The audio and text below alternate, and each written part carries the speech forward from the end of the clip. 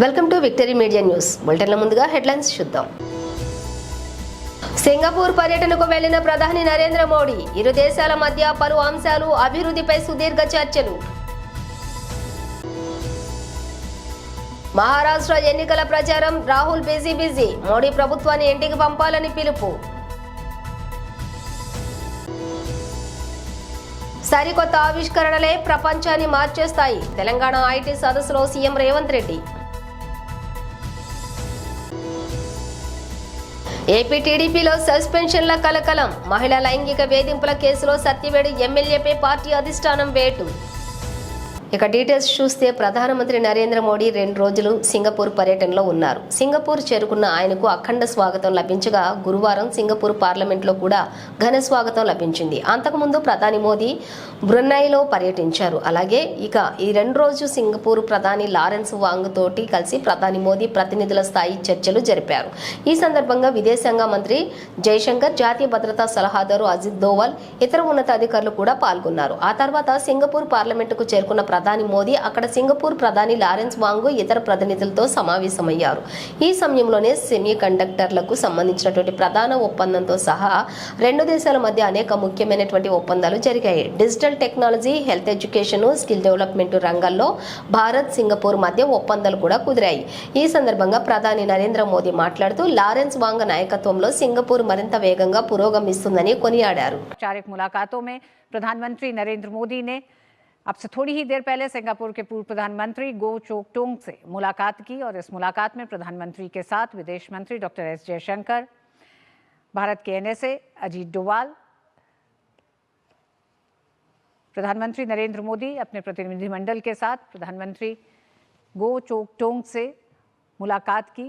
पूर्व प्रधानमंत्री गो चोक टोंग से प्रधानमंत्री की ये मुलाकात अहम है दोनों देशों के संबंधों को लेकर, क्योंकि आज जिस तरह से भारत और सिंगापुर के संबंधों को एक नई पहचान दी गई है, रणनीतिक साझेदारी के तौर पर बदला गया है, ये उन तमाम एक तरह से कार्यरत प्रधानमंत्रियों के दौर को भी बताता है जो दोनों देशों के संबंधों को आज इस स्तर तक लेके आए हैं कि जहां दोस्ती के साथ साथ रणनीतिक साझेदारी के साथ तमाम ऐसे वैश्विक मुद्दे हैं, चाहे वो हिंद प्रशांत क्षेत्र की रणनीति तैयार करने में हो या फिर ग्लोबल प्लेयर्स के तौर पर भी आसियान देशों से भारत के संबंधों के मजबूत होने को अगर हम देखें तो प्रधानमंत्री का सिंगापुर दौरा बेहद अहम है।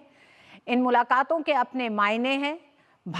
కాంగ్రెస్ అగ్రనేత రాహుల్ గాంధీ ఎన్నికల ప్రచారం స్టార్ట్ చేశారు. త్వరలో మహారాష్ట్ర అసెంబ్లీ ఎన్నికలు జరగబోతున్నాయి. ఈ ఎన్నికల ప్రచారాన్ని గురువారం నుంచి లోక్సభ ప్రధాన ప్రతిపక్ష నేత కాంగ్రెస్ ఎంపీ రాహుల్ గాంధీ ప్రారంభించారు. ఈ ప్రచారంలో రాహుల్తో పాటుగా కాంగ్రెస్ అధ్యక్షులు మల్లికార్జున్ ఖర్గే సైతం పాల్గొననున్నారు.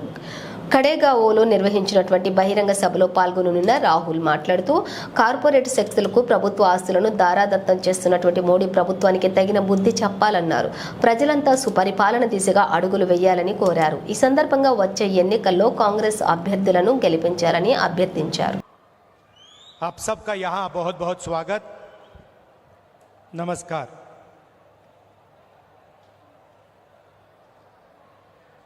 आज यहाँ आकर मुझे बहुत खुशी हो रही है। कदम जी की याद में हम यहाँ आए हैं। उन्होंने अपनी पूरी जिंदगी कांग्रेस पार्टी को, महाराष्ट्र को, देश को दी, विकास का काम किया, शिक्षा का काम किया और कांग्रेस पार्टी के साथ पूरे दिल से पूरी जिंदगी भर वो खड़े रहे। जब इंदिरा गांधी जी चुनाव हारी थी तब भी कदम जी उनके साथ थे। 2 बजे रात को उनकी मीटिंग ऑर्गेनाइज की थी। 2 बजे रात को पब्लिक मीटिंग ऑर्गेनाइज की थी। तो आज हम उनकी याद करते हैं। महाराष्ट्र प्रोग्रेसिव स्टेट है, अलग अलग వరదలకు కారణమైన బుడమేరు ముంపు ప్రాంతాన్ని ఏపీ ముఖ్యమంత్రి నారా చంద్రబాబు నాయుడు గురువారం పరిశీలించారు. పంట మీద ఉన్న ఏలూరు కాలువ దాటి బుడమేరు ముంపును సీఎం చంద్రబాబు స్వయంగా తనిఖీ చేశారు. బుడమేరుకు గండ్లు పడిన ప్రాంతాల్లో జరుగుతున్న పనులపై అధికారులతో సీఎం చర్చించారు. దెబ్బతిన్న పంటల వివరాలు స్థానికులను అడిగి తెలుసుకున్నారు. అక్కడి నుంచి మరో ప్రాంతానికి సీఎం చంద్రబాబు వెళ్లారు.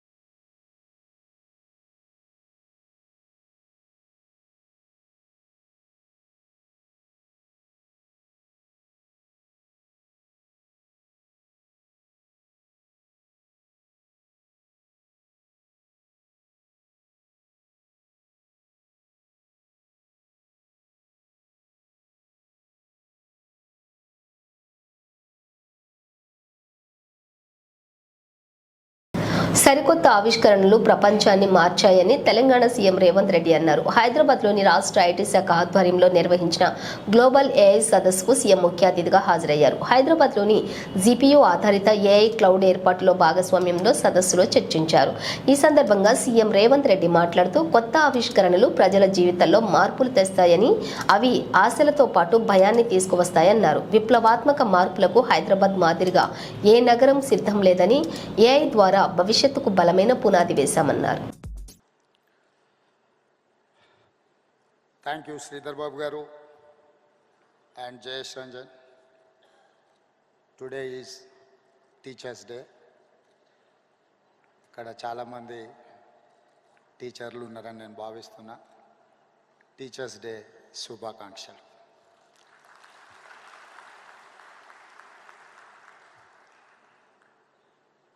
Honored guests, esteemed colleagues, and AI experts. Nothing will change society and lives as technology and innovation. When first railway train and engine were invented, it changed the world. The first aeroplane changed the world forever. The innovation of electricity or bulb, TV, camera, computer, they all changed the world. Today, a greatest of technology innovation is here, artificial intelligence. When any new technology comes, it brings both hope and fear. Hope of how it will make our lives better and fear of disruption of jobs.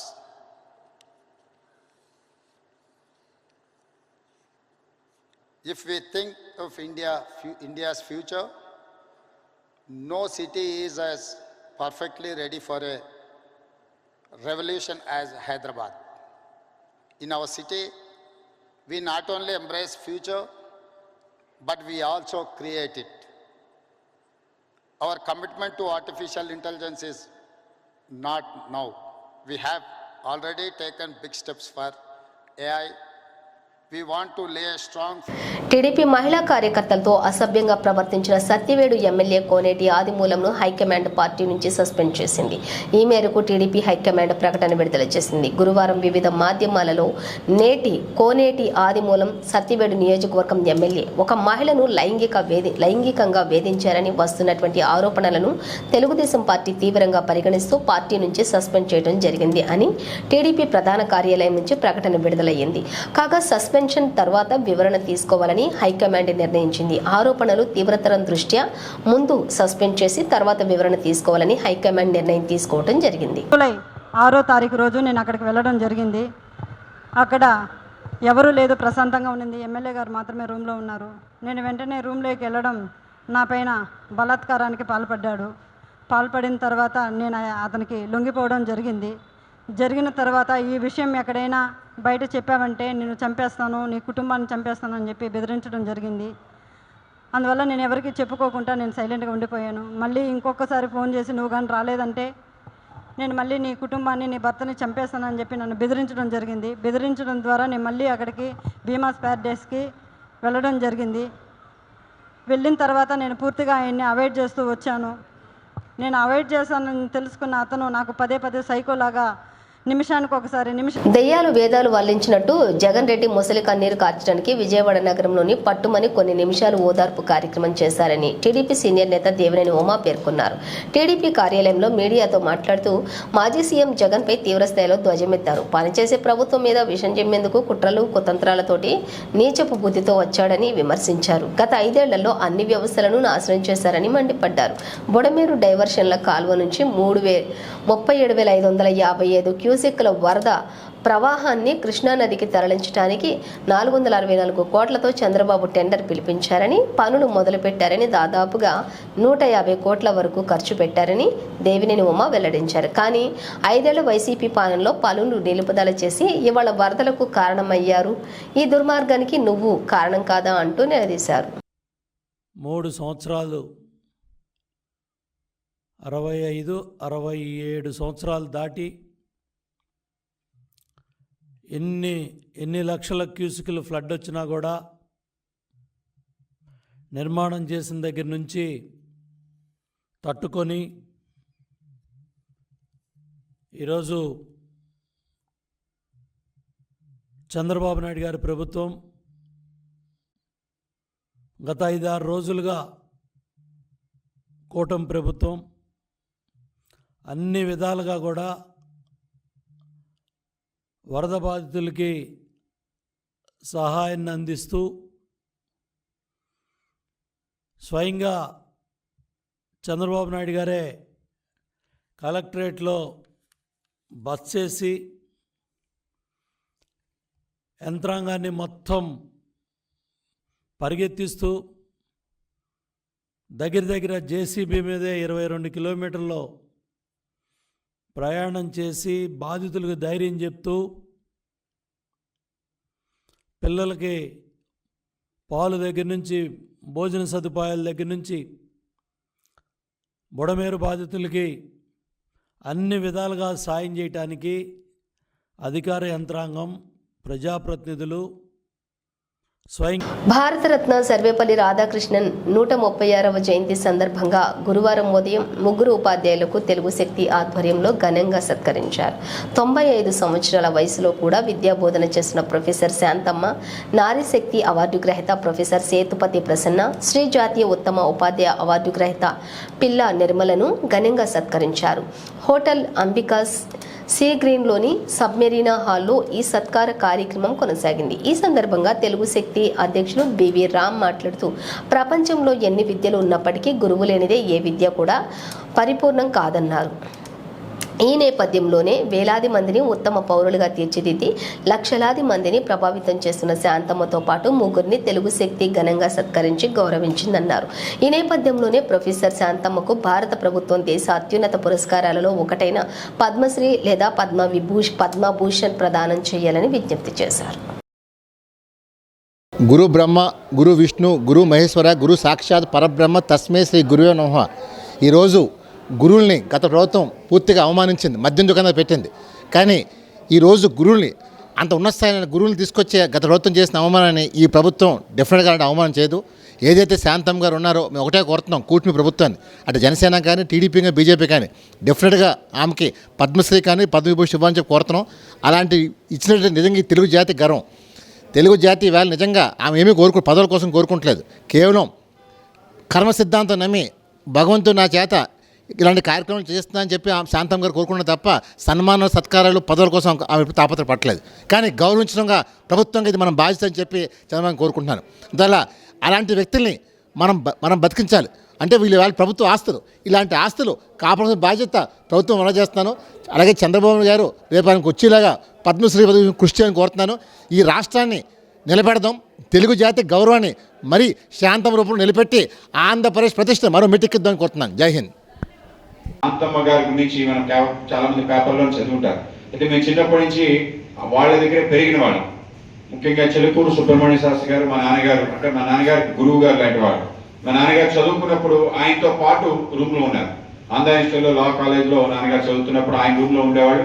ఆయన బాగా వంట చేసేవాడు, వంట చేసి భోజనం పెట్టేవాడు, కలిసి సినిమాలు చూసేవాడు. తప్పనిసరిగా సాయంకాలం బీచ్ రోడ్లో కూర్చొని పల్లీలు తినేవాడు. ఆ విధంగా అనేక రకాల సంఘటనలు.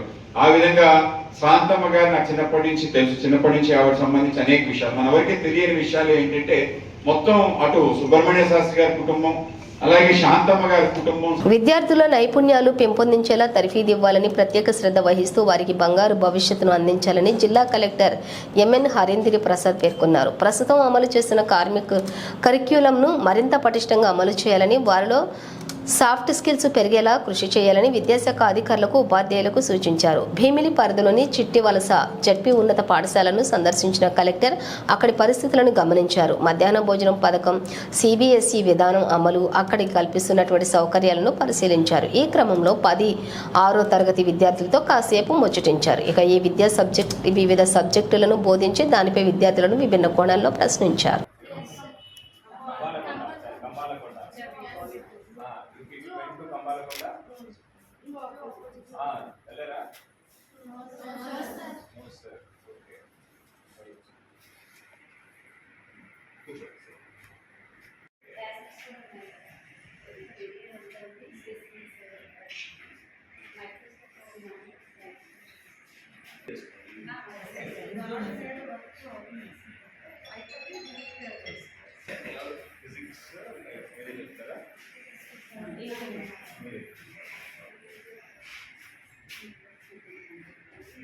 మన మెటీరియల్ ఉన్న బైబిల్స్లో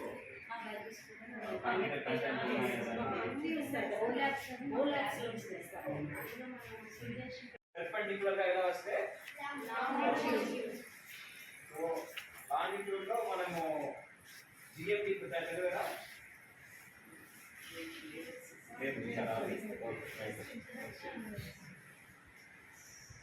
good. Chipko moment, who can tell? Chipko moment is a non-violent moment. వరద బాధితులకు సీఎం చంద్రబాబు, మంత్రి లోకేష్లు ఆపన్నులుగా అండగా నిలుస్తుంటే మాజీ మంత్రి రోజాకు కళ్ళుకు బైర్లు కమ్మాయా అంటూ టీడీపీ ఎమ్మెల్సీ పంచమర్తి అనురాధ ప్రశ్నించారు. గురువారం అమరావతి ఎన్టీఆర్ భవన్ నుంచి ఏర్పాటు చేసిన మీడియా సమావేశంలో ఆమె మాట్లాడుతూ కావాలనే ప్రభుత్వంపై కుట్రపూరితంగా రోజా వ్యాఖ్యలు చేయడం తగదన్నారు. కష్టకాలంలో ప్రజలకు సేవ చేయకుండా ఇష్టానుసారంగా వ్యాఖ్యలు చేయడం ఏంటని ప్రశ్నించారు. వైసీపీ నేతలు సైతం వరద బాధితులను అన్ని విధాలా ఆదుకోవాలని కోరారు. కనీసం ప్రతిపక్ష హోదా కూడా దక్కించుకోలేని ఈ వైసీపీ పార్టీ, ఈ రాచపీనుగుల పార్టీ, ఈ దిక్కుమాలిన పార్టీ ప్రజలు చీకొట్టినా కూడా ఈరోజు వరదలొచ్చి విజయవాడ తదితర ప్రాంతాలన్నీ నీట మునిగి ప్రజలు అల్లాడుతుంటే ఇలాంటి సమయంలో చేతనైతే సహాయ చర్యలు చేయాల్సింది పోయి బురద రాజకీయాలు చేయడానికి తెగబడ్డారు. ఇదేనా మీ సంస్కృతి జగన్మోహన్ రెడ్డి?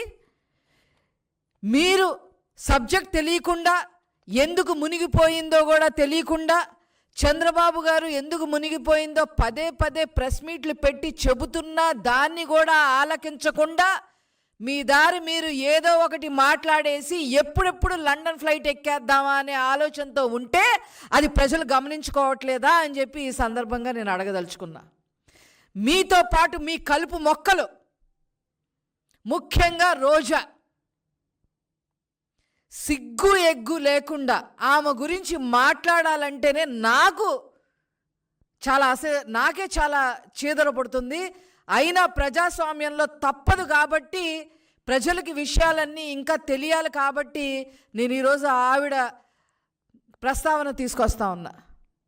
చెన్నై గెస్ట్ హౌజుల్లో కూర్చొని ఇష్టం వచ్చినట్టుగా మాట్లాడతా, ముఖ్యంగా చంద్రబాబు గారు అదేవిధంగా లోకేష్ గారి గురించి ముఖ్యంగా ఇష్టం వచ్చినట్టుగా మాట్లాడుతుంది. హైదరాబాద్లో కూర్చున్నారు అని చెప్పి మాట్లాడుతూ ఉంది. నువ్వు నగరి వదిలి వెళ్ళిపోయి చెన్నై గెస్ట్ హౌస్లో శుభ్రంగా ఎంజాయ్ చేస్తున్నావు అనే విషయం ప్రజలందరికీ తెలుసు. అంతకుముందు యూరప్ టూర్లు వెళ్ళి శుభ్రంగా ఎంజాయ్ చేసావని కూడా ప్రజలందరికీ తెలుసు. అప్పుడప్పుడు ఇక్కడికి వచ్చి లేనిపోని అన్ని మాట్లాడటానికి సిద్ధపడితే తస్మాత్ జాగ్రత్త. అసలు కళ్ళుండి మాట్లాడుతున్నారా, కళ్ళు లేక మాట్లాడుతున్నారా, మతుండి మాట్లాడుతున్నారా, మతి లేకుండా మాట్లాడుతుందా, ఈ రోజు ఎలా మాట్లాడుతుందనే విషయం మాకు ఎవరికి కూడా అర్థం కావట్లేదు. మోకాళ్ళ లోతు. ఉపాధ్యాయ వృత్తిలో చేరినప్పటి నుంచి సమాజంలో చాలా మార్పులు వచ్చాయని, మారే కాలంతో పాటు ఉపాధ్యాయుల్లో కూడా మార్పులు రావాలని విశాఖపట్నం పార్లమెంటు సభ్యులు ఎం శ్రీభరత్ ఉపాధ్యాయులను ఉద్దేశించి పేర్కొన్నారు. డాక్టర్ సర్వేపల్లి రాధాకృష్ణన్ జయంతి సందర్భంగా జిల్లా స్థాయి గురు పూజోత్సవం వేడుకలు విద్యాశాఖ ఆధ్వర్యంలోనే జరిగింది. ఈ కార్యక్రమానికి ముఖ్య అతిథిగా పాల్గొని జ్యోతి ప్రజ్వలన చేసి సర్వేపల్లి విగ్రహానికి శాసనసభ్యులు వెలగపూడి రామకృష్ణబాబు, జిల్లా కలెక్టర్ ఎంఎన్ హరీంద్ర ప్రసాద్తో కలిసి పూలమాలలను వేసి నివాళులర్పించారు. ఈ సందర్భంగా ఎంపీ మాట్లాడుతూ దేశవ్యాప్తంగా 60% మంది 30 ఏళ్ల లోపు గల యువకులేనని అన్నారు. అయితే వస్తున్నటువంటి యువతులు నైపుణ్యం కొరబడుతుందని, అందువలన విద్యా నైపుణ్యాన్ని ప్రమాణాలు పెంచేలా దృష్టి సారించాలన్నారు. అలాగే ప్రభుత్వ పాఠశాలలో విద్యార్థుల సంఖ్య తగ్గుతుందని, గత 5 ఏళ్లలో 10 లక్షల మంది విద్యార్థులు తగ్గినట్లుగా గుర్తు చేశారు.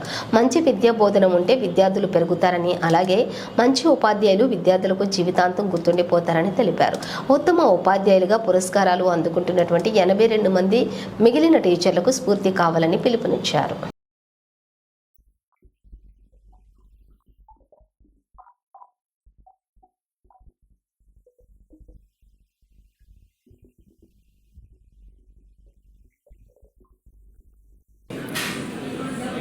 దయచేసి ఫోటోలు ఏమనుకోకపోతే స్టేజ్ పక్కన తీసుకోండి సార్. దయచేసి ఒక నిమిషం. నేను పిల్లలు రెడీగా ఉన్నారు.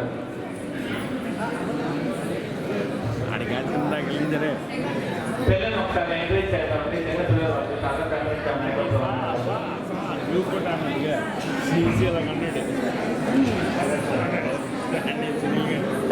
చాలా ఇంట్లో నెంబర్ ప్లే చేయండి. ఎప్పుడు కూడా ఐఎన్పిఆర్ ఫోటోగ్రాఫర్ నోటర్లుగా ఉండాలి. మేము దగ్గర పర్లేదు ఏమనుకుంటున్నాం.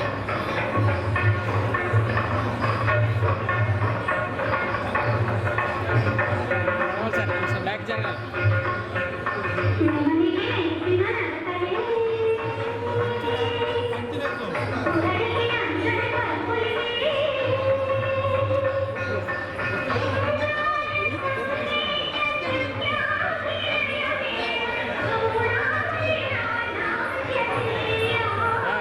బ్యాక్ రావాలి.